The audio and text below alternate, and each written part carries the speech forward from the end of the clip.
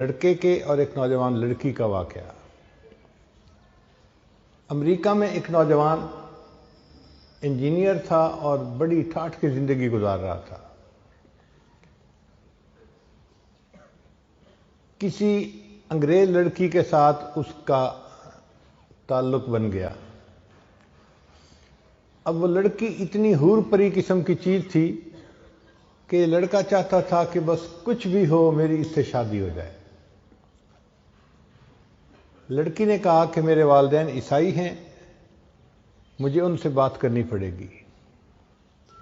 جب اس نے والدین سے بات کی کہ یہ لڑکا شادی کا خواہش مند ہے تو ماں باپ نے کہا کہ ہاں ہم کچھ شرائط پر شادی کرنے کے لیے تیار ہیں۔ پہلی شرط یہ کہ یہ لڑکا اپنے ماں باپ کو چھوڑ دے، مسلمان دوستوں کو چھوڑ دے اور ہمارے معاشرے میں آ کر ہمارے ساتھ رہے۔ جو کچھ ہم کھائیں پئیں یہ بھی کھائے پیے، اور ہفتے میں ایک دن ہمارے ساتھ عبادت خانے میں جائے، گرجا میں جائے۔ اگر یہ ان تمام شرائط کو منظور کرتا ہے تو ہم شادی کے لیے تیار ہیں۔ وہ لڑکا اس لڑکی کے محبت میں اتنا اندھا ہو گیا تھا کہ اس نے تمام شرائط مان لی۔ اپنا گھر چھوڑ دیا، اپنے دوست چھوڑ دیے، کافروں کے محلے میں جا کے اس نے گھر لے لیا اور اس لڑکی کے ساتھ اس نے شادی کر لی۔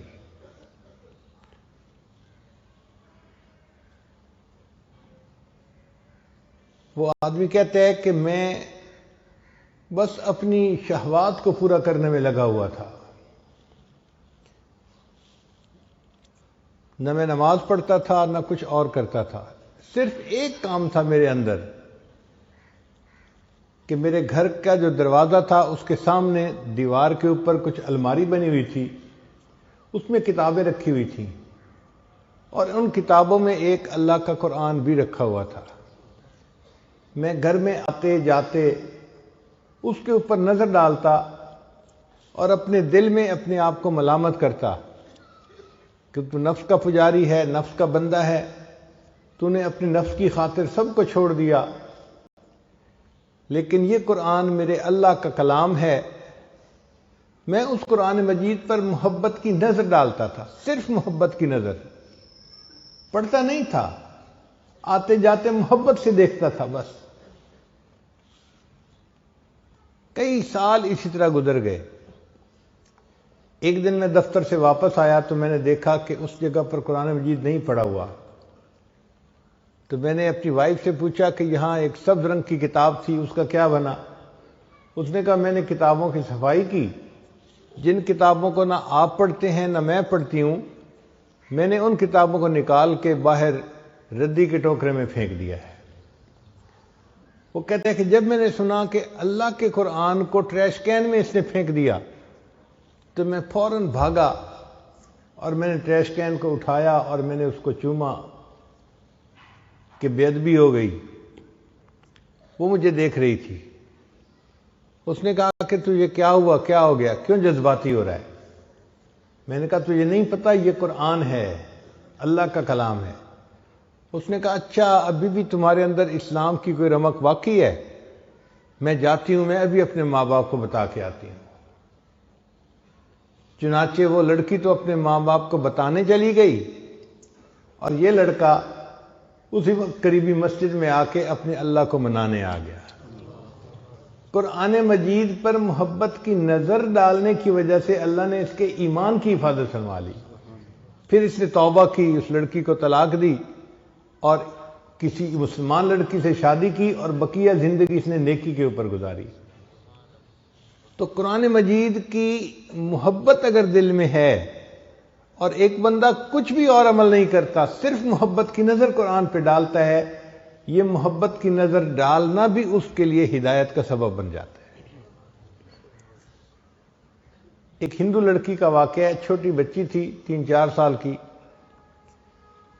وہ اپنی ایک کلاس فیلو کے گھر کھیلنے جاتی تھی، جیسے چھوٹے بچے ایک دوسرے کے گھر کھیلنے چلے جاتے ہیں۔ جس بچی کے گھر کھیلنے جاتی تھی وہ مسلمان تھی، اور اس کی والدہ اپنے گھر میں بچیوں کو قرآن پڑھاتی تھی۔ چنانچہ اس کی کلاس فیلو لڑکی کچھ دیر کھیلتی اور پھر اس کی والدہ اس کو قرآن پاک پڑھنے کے لیے بلا لیتی۔ اس کا دل چاہتا کہ میں ابھی گھر نہ جاؤں تو یہ اس کے ساتھ قرآن پاک پڑھنے بیٹھ جاتی۔ ہندو لڑکی ہے، ہندو گھرانے کی۔ اس نے ابتدائی قاعدہ بھی پڑھ لیا، پھر باقاعدہ قرآن مجید اپنی کلاس فیلو کے ساتھ پڑھنا شروع کر دیا۔ ماں باپ کو کچھ خبر نہیں۔ جب مسلمان لڑکی نے ناظرہ قرآن پاک پڑھنا مکمل کیا تو اس نے بھی مکمل پڑھ لیا۔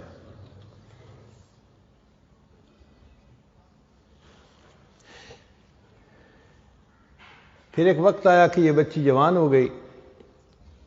ماں باپ نے اس لڑکی کی شادی ہندوؤں میں ایک ایسے نوجوان سے کی جو بہت متشدد ہندو تھا، بہت متشدد تھا۔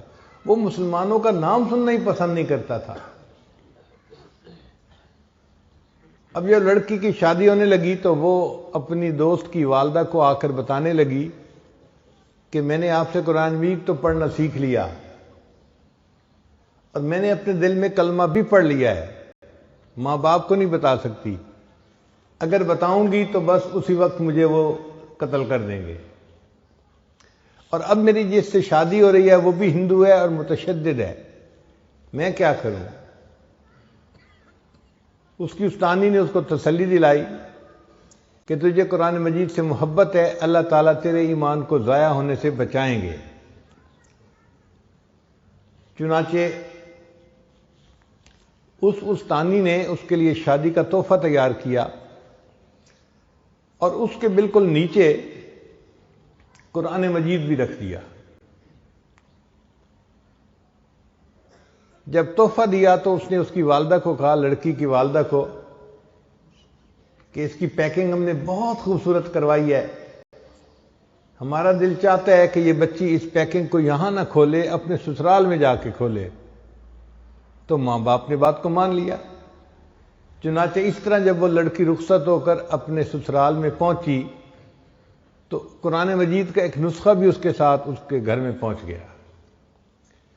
لڑکی نے وہاں جا کے اس کو اپنے کہیں سامان میں چھپا دیا۔ اب اس کا خاوند جب دفتر چلا جاتا اور وہ گھر پہ اکیلی ہوتی تو وہ قرآن مجید کو نکال کے روزانہ پڑھتی تھی اور خاوند کے آنے سے پہلے پھر چھپا دیتی تھی۔ کئی سال اس نے اسی طرح گزار دیے، حتیٰ کہ وہ حاملہ ہو گئی۔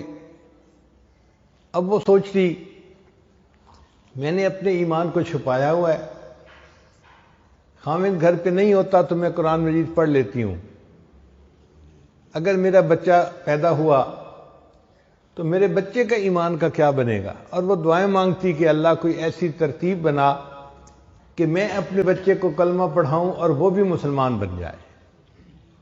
کوئی صورت نظر نہیں آتی تھی۔ اللہ کی شان دیکھیں، ایک دن اس کے خاوند نے